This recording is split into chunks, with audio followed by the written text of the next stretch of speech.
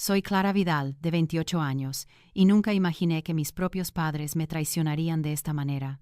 Fue una tensa cena familiar en Sevilla, España, cuando sus palabras me golpearon como una bofetada. Ya no eres parte de esta familia, no regreses.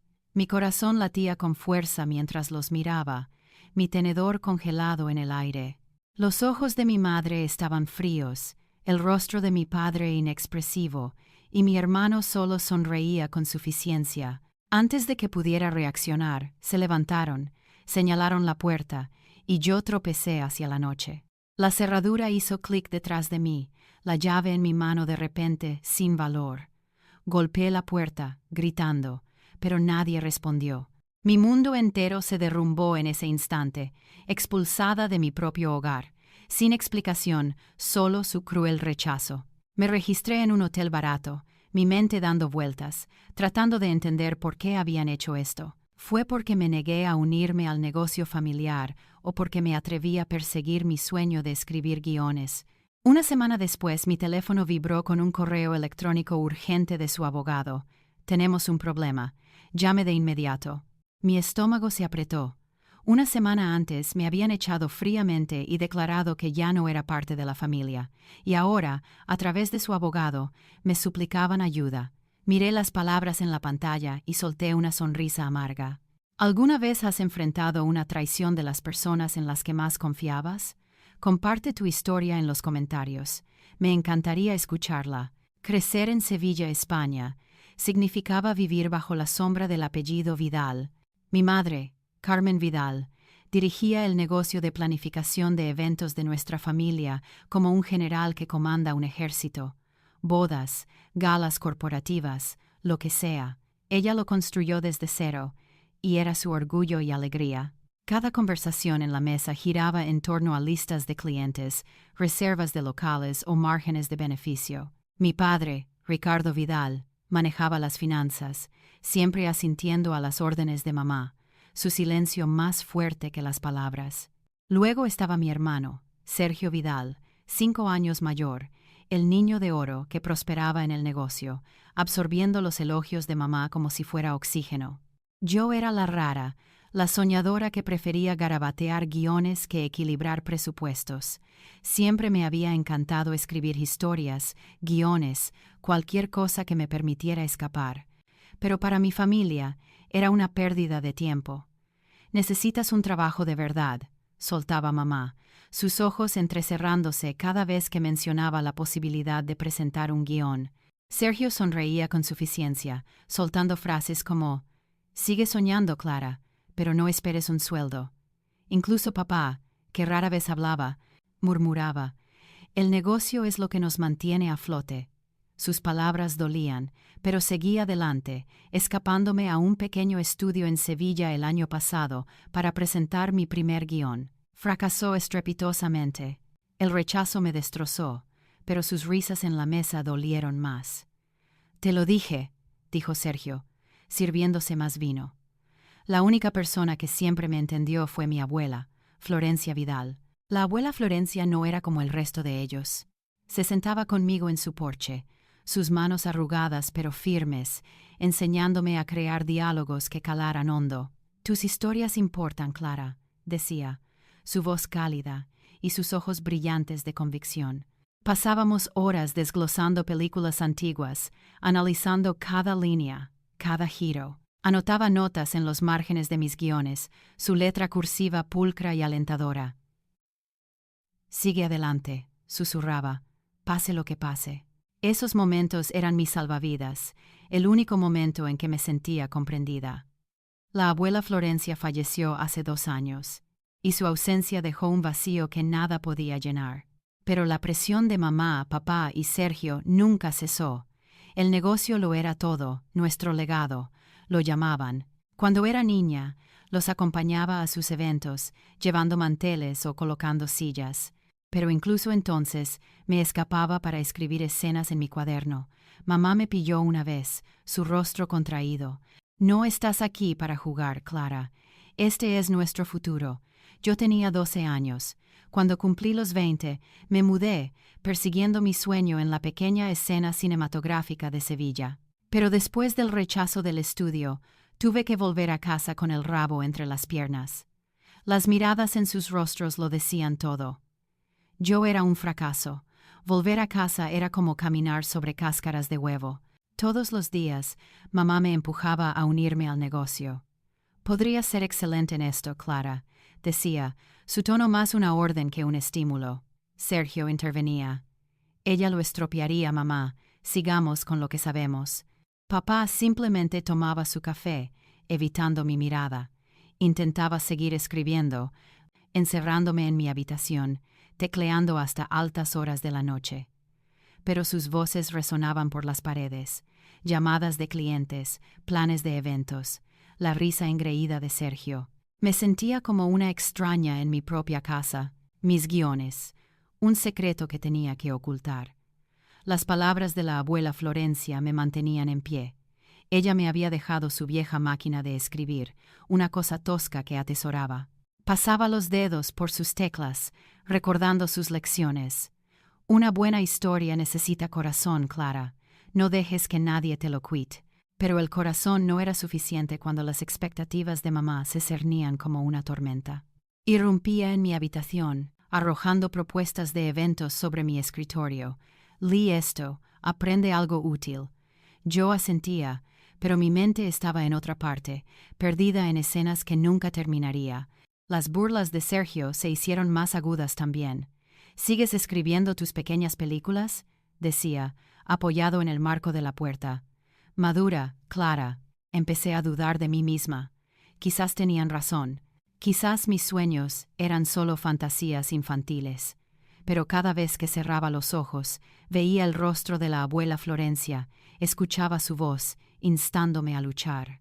Ella había creído en mí cuando nadie más lo hizo, y de alguna manera esa creencia se sentía como lo único que me mantenía unida. En casa, la presión solo empeoró. Mamá tenía un objetivo: meterme en el negocio de planificación de eventos familiar. Clara, esta es tu oportunidad de demostrar tu valía, dijo, empujando una pila de propuestas de clientes por la mesa de la cocina. Eventos Vidal era su imperio, y esperaba que me pusiera en línea. Asistía a reuniones, anotando detalles para recepciones de bodas o retiros corporativos, mientras mi mente divagaba hacia el guión que había estado ajustando durante meses. Por la noche, cerraba con llave la puerta de mi dormitorio, tecleando furiosamente, creando escenas sobre personajes que luchaban por su libertad. Enviaba propuestas a pequeños estudios en Sevilla, esperando una oportunidad, pero cada correo electrónico de rechazo se sentía como un golpe, y la voz de mamá resonaba en mi cabeza. Esto no es un juego, Clara. Tienes que madurar. Sergio no era mejor. Irrumpía en mi habitación, mirando la pantalla de mi portátil. ¿Todavía juegas a ser guionista?, se burlaba, su sonrisa lo suficientemente afilada como para cortar. Estás perdiendo el tiempo de todos. Él prosperaba en el negocio, encantando a los clientes y disfrutando de la aprobación de mamá. Para él, mis sueños eran una broma, una distracción del legado familiar. Papá, como de costumbre, permanecía en silencio, sus ojos fijos en su taza de café durante nuestras tensas cenas. Pero su silencio gritaba acuerdo con las demandas de mamá. «Solo inténtalo, Clara», murmuró una vez, apenas mirando hacia arriba. «El negocio es estable, estable». Esa palabra se sentía como una cadena. Sin embargo, seguí escribiendo. Me quedaba despierta hasta la medianoche, perfeccionando diálogos, imaginando mi nombre en un cartel de película. Había conseguido un trabajo en un pequeño estudio en Sevilla la primavera pasada, asistiendo en una película de bajo presupuesto. No era mucho, pero era mío, un pie en la puerta. Pasaba días en el set, absorbiendo cada detalle, retocando mis propios guiones durante los descansos. Entonces, hace 3 meses, el estudio se quedó sin fondos. El proyecto se derrumbó, y también mi trabajo. Estaba devastada. Mis ahorros agotados, mi confianza por los suelos. Sin ningún otro lugar a donde ir, hice las maletas y regresé a casa. En el momento en que crucé la puerta, las expectativas de mamá me golpearon como un maremoto. «Probaste tu pequeño pasatiempo», dijo, su voz fría. Ahora es el momento de unirte a nosotros de verdad. Me entregó un portátil de la compañía, ya cargado con hojas de cálculo de eventos. Quería gritar, decirles que no me rendía, pero necesitaba un techo, así que asentí, tragándome el orgullo. Sergio no lo dejó pasar. ¿Ya de vuelta?, decía, apoyado en el mostrador. Supongo que tus sueños de Hollywood no funcionaron. Sus palabras quemaban, pero me negué a dejarle verme derrumbarme. Cada día era una batalla. Mamá me arrastraba a reuniones con clientes, presentándome como la nueva planificadora, mientras yo forzaba una sonrisa, mi cuaderno lleno de ideas de guiones escondido en mi bolso. Oía a Sergio presumir de conseguir un gran evento corporativo, su ego llenando la habitación. Papá asentía, sin cuestionar nunca, sin defenderme nunca. En casa, me escapaba a mi habitación, volcando mi frustración en mis guiones. Escribí sobre una mujer que se liberaba de una familia controladora, su coraje creciendo con cada página. Se sentía como un espejo de mi vida, pero la tensión seguía aumentando. Mamá empezó a programarme para eventos consecutivos, sin dejarme tiempo para escribir. «No estás cumpliendo», espetaba cuando me atrasaba en una fecha límite, sus ojos acusadores. Sergio se sumaba, soltando comentarios sarcásticos como «Quizás si te concentraras, contribuirías de verdad». Me mordía la lengua, pero por dentro gritaba. Hacía llamadas a escondidas a una amiga en la industria cinematográfica, preguntando por nuevas oportunidades, pero los rechazos seguían llegando. Mis sueños se sentían más lejanos que nunca, y el peso de su desaprobación me estaba aplastando. Una noche, me senté en mi escritorio, mirando mi último guión. Había escrito una escena en la que la heroína se enfrentaba a su familia, su voz fuerte e inquebrantable. Quería ser ella, pero aún no lo lograba. Cerré mi portátil, mis manos temblaban. Algo tenía que ceder. Esa cena cambió todo. Me senté frente a mamá y papá en la mesa del comedor, Sergio sonriendo desde su asiento. El aire estaba cargado de tensión, el tintineo de los tenedores el único sonido hasta que mamá rompió el silencio. «Clara, necesitamos hablar de tu futuro», dijo, su voz afilada como un cuchillo. Sabía lo que venía. Otra lección sobre unirme al negocio de planificación de eventos familiar. Lo había oído 100 veces, pero esa noche ya no me contenía. «No voy a renunciar a mi guionismo», dije, mi voz firme a pesar del nudo en mi estómago. «Es lo que amo». Los ojos de mamá se entrecerraron. «El amor no paga las cuentas, Clara. Esta familia construyó algo real. Lo estás tirando por una fantasía». Apreté los puños, mi corazón latiendo con fuerza. «No es una fantasía. Soy buena en esto, mamá. He estado presentando guiones, recibiendo comentarios». Sergio me interrumpió con una carcajada. «¿Comentarios? Querrás decir rechazos. Acéptalo, Clara. No estás hecha para esto». Sus palabras me hirieron, pero respondí. «Al menos lo intento, Sergio. Tú solo sigues las órdenes de mamá como un títere». Papá, que había estado en silencio, finalmente habló. «Ya basta, Clara. Te estás avergonzando». Su voz era baja, pero me golpeó como una bofetada. Me volví hacia él, desesperada. «Papá, sabes que he estado trabajando duro. ¿Por qué no puedes apoyarme?» Él desvió la mirada, la mandíbula apretada. Mamá se levantó de su silla, arrastrándola por el suelo.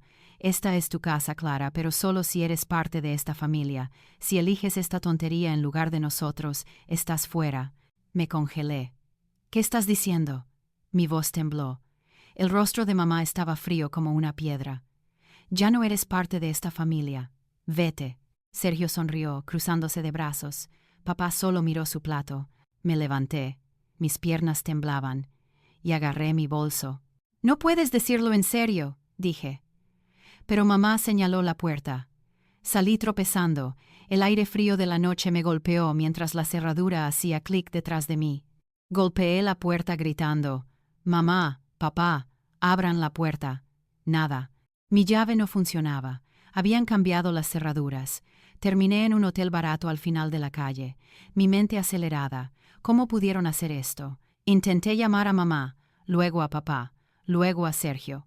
Sin respuesta. Mis mensajes de texto no fueron leídos. Me senté en la rígida cama del hotel, revisando mi aplicación bancaria para decidir mi próximo movimiento. Fue entonces cuando lo vi.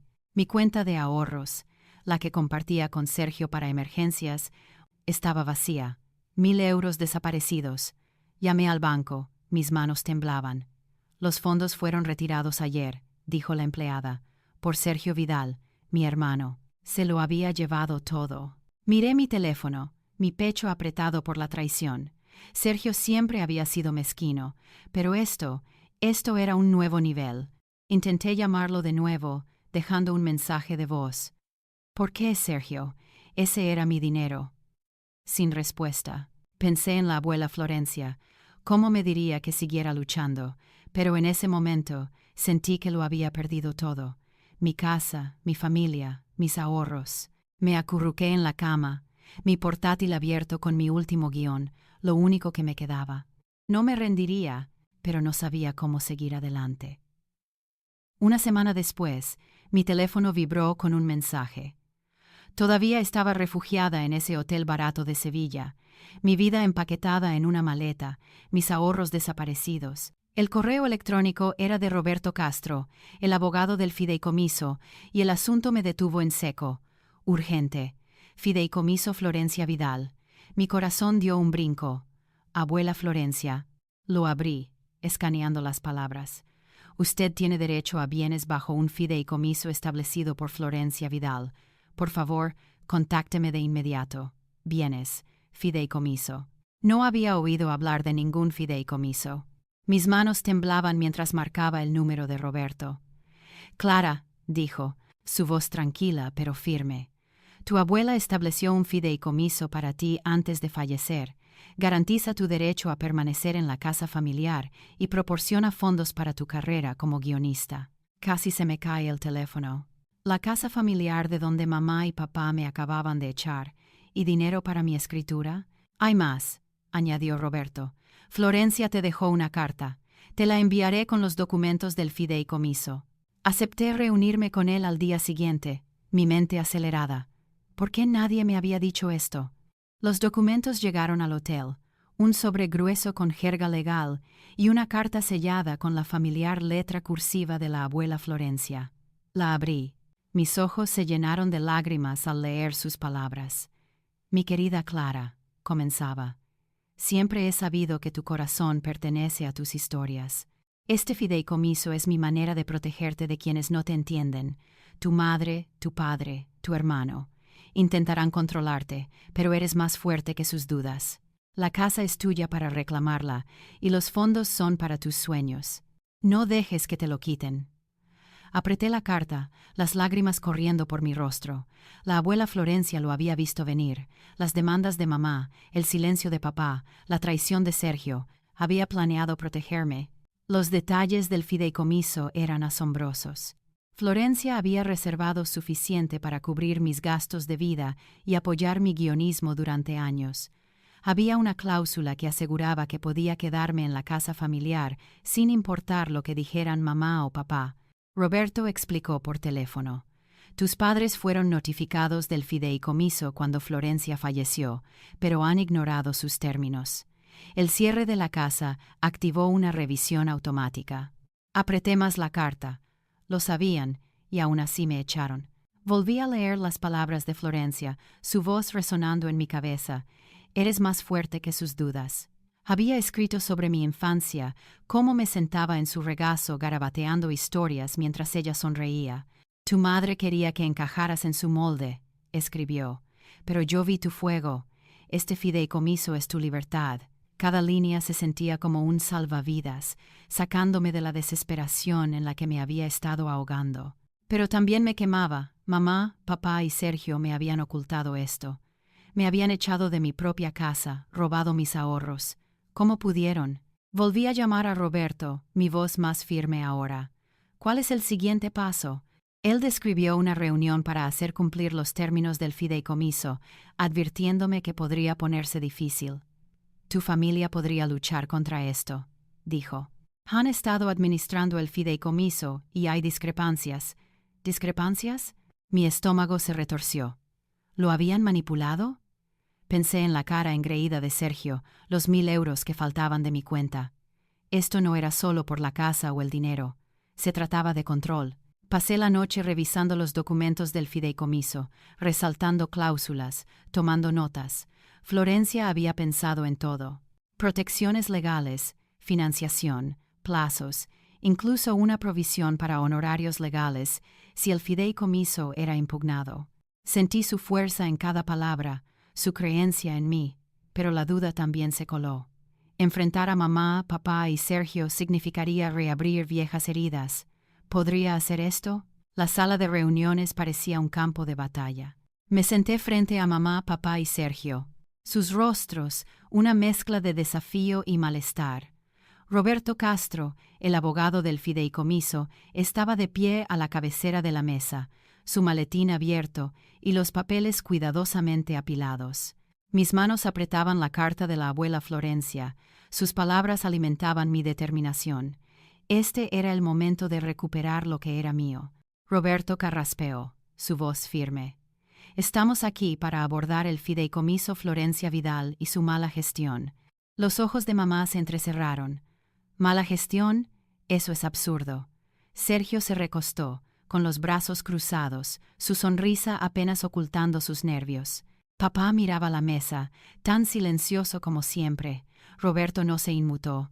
El fideicomiso se estableció para asegurar el derecho de Clara a la casa familiar y fondos para su carrera como guionista, dijo, deslizando un documento hacia adelante. Sin embargo, se retiraron 150.000 euros sin el consentimiento de Clara y se utilizaron para mejorar la empresa Eventos Vidal. Sergio se burló. Eso es una mentira. La empresa necesitaba esos fondos, pero su voz flaqueó. Lo miré a los ojos, mi ira encendida. También te llevaste mis ahorros, Sergio. 1.000 euros desaparecidos. Ahora esto. Él se movió incómodo, sin decir nada. Roberto continuó presentando registros bancarios. Estas transacciones se remontan a Carmen y Sergio Vidal, aprobadas por Ricardo Vidal. El fideicomiso prohíbe explícitamente el uso personal de sus fondos. El rostro de mamá se crispó. Nosotros construimos esa empresa de la nada. Clara no merece ni un céntimo si no está contribuyendo. Sus palabras dolían, pero ya no iba a dejar que me hirieran.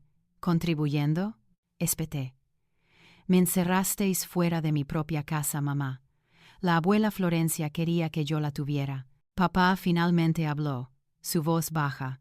Creímos que estábamos haciendo lo mejor para la familia. Negué con la cabeza. No, papá, hicisteis lo mejor para vosotros. Roberto presentó más pruebas, correos electrónicos, estados financieros, pruebas del gasto de la familia en nuevo equipo de oficina y marketing para la empresa. Cada página era una traición, una confirmación de que habían conocido el fideicomiso y lo habían ignorado. Esto es una clara violación, dijo Roberto. Clara tiene derecho a la casa y a los fondos restantes, además de daños por la cantidad malversada. Sergio golpeó la mano sobre la mesa. No te llevarás nada, Clara. Eres una fracasada que lo malgastará en tus estúpidos guiones. Su arrebato solo fortaleció mi determinación. Me puse de pie, mi voz firme. Y terminado con esta familia. Quiero el apartamento en Sevilla, como lo permite el fideicomiso. Tomaré los fondos que la abuela Florencia dejó para mi escritura y hemos terminado. Mamá jadeó. No puedes simplemente irte. Pero mantuve su mirada. Vosotros os fuisteis primero cuando cerrasteis esa puerta. Roberto asintió tomando notas. La propuesta de Clara se ajusta a los términos del fideicomiso. La escritura del apartamento se puede transferir y los fondos se liberarán a su cuenta. Se volvió hacia mamá, papá y Sergio. También se enfrentarán a una auditoría por los 150.000 euros. Podría ser necesario un reembolso. La sonrisa de Sergio desapareció y el rostro de mamá palideció. Papá simplemente parecía derrotado, sus manos fuertemente entrelazadas. Sentí una mezcla de triunfo y dolor. El fideicomiso de la abuela Florencia era mi salvavidas, pero enfrentar a mi familia así dolía más de lo que esperaba. Podríais haberme apoyado, dije, mi voz quebrándose. En cambio me robasteis. Mamá intentó interrumpir, pero levanté la mano. No, ya no escucho. Tomo lo mío y sigo adelante. Roberto me entregó un bolígrafo para firmar el acuerdo preliminar, su expresión tranquila pero aprobatoria. Mientras firmaba, Pensé en las palabras de la abuela Florencia. Eres más fuerte que sus dudas. Ella había sabido que intentarían destrozarme, pero me había dado las herramientas para contraatacar. El apartamento sería mi nuevo comienzo, un lugar para escribir sin su juicio. Los fondos me permitirían presentar mis guiones, quizás incluso producir un cortometraje. Miré a mamá, papá y Sergio por última vez. Su silencio lo dijo todo. Habían perdido el control. Al salir de esa habitación me sentí más ligera, pero el peso de perder a mi familia persistía. No quería sus disculpas ni sus excusas, quería libertad. 2 semanas después, los papeles estaban firmados. Roberto Castro llamó para confirmar que el fideicomiso Florencia Vidal había finalizado la transferencia de un apartamento en Sevilla a mi nombre. Mamá, papá y Sergio no tuvieron más remedio que aceptar. Arrinconados por el peso legal de los deseos de la abuela Florencia, sus firmas en el acuerdo se sintieron como una rendición, pero sabía que habían luchado hasta el último momento. La voz de Roberto era firme por teléfono. Los fondos del fideicomiso cubrieron la compra del apartamento, y el saldo restante es tuyo para tu guionismo. El control de la familia sobre el fideicomiso ha terminado. Me quedé en el apartamento vacío, la luz del sol entrando por las ventanas, las llaves en la mano. Era un pequeño lugar de una habitación, nada lujoso, pero era mío. No más habitaciones de hotel, no más puertas cerradas. Puse mi portátil en la encimera de la cocina, imaginando noches tardías escribiendo guiones sin las lecciones de mamá o las burlas de Sergio. Pero la victoria fue agridulce. Había ganado, pero a costa de mi familia. La empresa Eventos Vidal se desmoronaba bajo las consecuencias. Roberto les había advertido sobre la auditoría de los 150.000 eurosos que habían desviado del fideicomiso. Las noticias se extendieron rápidamente en Sevilla. Los clientes se retiraron, recelosos del escándalo. Un periódico local publicó una historia sobre la demanda, insinuando mala conducta financiera. No leí más allá del titular. No necesitaba hacerlo. La reputación de la empresa se estaba hundiendo, y con ella el orgullo de mamá y la arrogancia de Sergio. Papá siempre se había mantenido al margen, probablemente enterrándose en papeleo para evitar el desorden. Bloqueé sus números esa misma semana. Mamá intentó enviar un mensaje de texto una vez, un mensaje cortante sobre cómo solucionar esto. Lo borré sin responder. Sergio dejó un mensaje de voz, su voz goteando resentimiento. «¿Crees que eres mejor que nosotros, Clara? Mucha suerte por tu cuenta». Lo borré, mis manos firmes. Papá no se puso en contacto en absoluto. Eso fue lo que más dolió. Su silencio más fuerte que cualquier discusión. No quería sus disculpas ni su ira. La abuela Florencia me había dado una salida, y yo la estaba tomando.